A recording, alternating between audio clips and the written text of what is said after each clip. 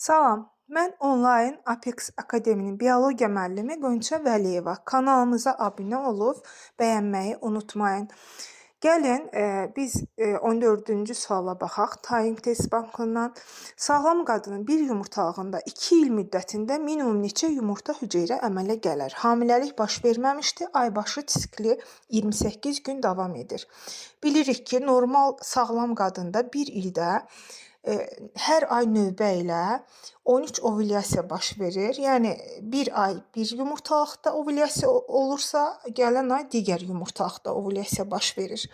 Yəni ki, bir ildə 6 ovulyasiya bir yumurtalıqda, 7 ovulyasiya isə digər yumurtalıqda baş verir. Yəni bir ildə bir yumurtalığı sorsa, minimum 6 götürərik. Amma 2 il deyir deyə, yəni 2 ili soruşur deyə burada biz 13 götürəcəyik.